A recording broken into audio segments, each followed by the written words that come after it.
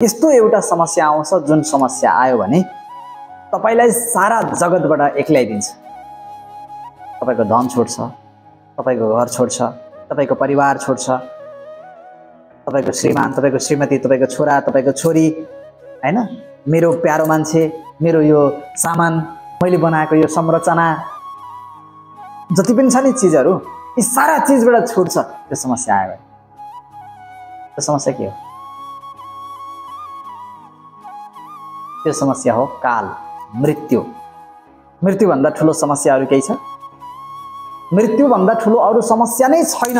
तर हामी साना साना समस्यालाई समस्या मानेर मृत्यु जस्तो ठूलो समस्याबाट कसरी बाहिर आउने भन्ने कुरा बिर्सिरहेका छौं।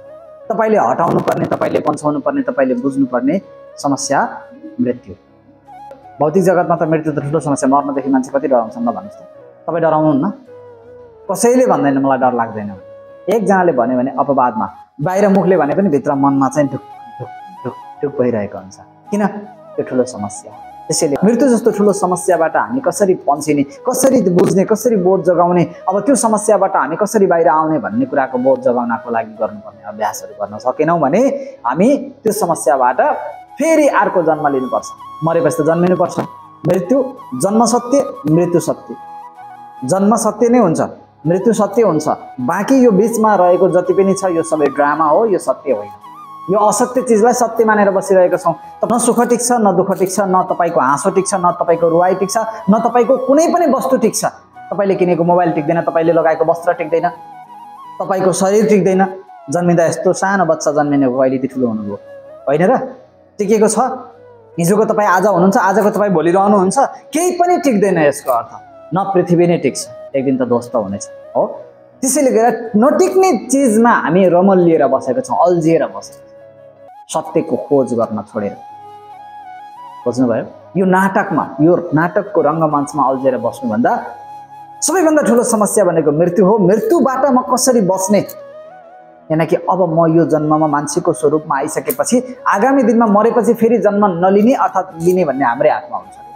त्यो जन्म लिने प्रक्रिया र नलिने प्रक्रियालाई बुझ्ने विधि विधानमा प्रवेश गरेर अभ्यास गर्नुभयो भने तपाई कुनै पनि समस्यामा अल्झेर बस्नु पर्दैन। कुनै पनि समस्या नै हुँदैन।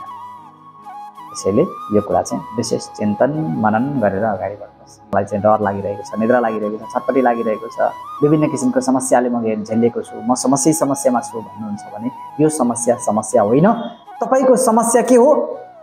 सबैभन्दा ठूलो समस्या जुन दिन तारा तपाईका भयभरका सारा चीज छुट्ने छन्।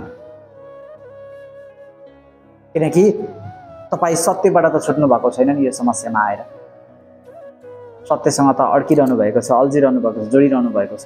जब मृत्यु आउँछ त्यसपछि तपाई सबै चीजबाट छुटेर जानुहुन्छ। त्यसैले छुटेर जानुभन्दा पहिले नै तत्त्वबोध जगाउनु, आत्मा जागृत गराउनु, अनि आत्मा जागृत गर्दै गयो भने मृत्युमा पनि बोध हुन्छ, आहा म मर्दैछु भन्ने। त्यसपछि फेरि पुनर्जन्म कहाँ लिने भन्ने कुरा तयारी हुन्छ। पीडा हुँदैन तपाईलाई, दुःख हुँदैन तपाईलाई, दर्द हुँदैन तपाईलाई, समस्यामा अल्झेर बस्नु पर्दैन। त्यसैले यो कुरालाई विशेष चिन्तन मनन गरेर बुझेर अगाडि बढ्नु। Thank you.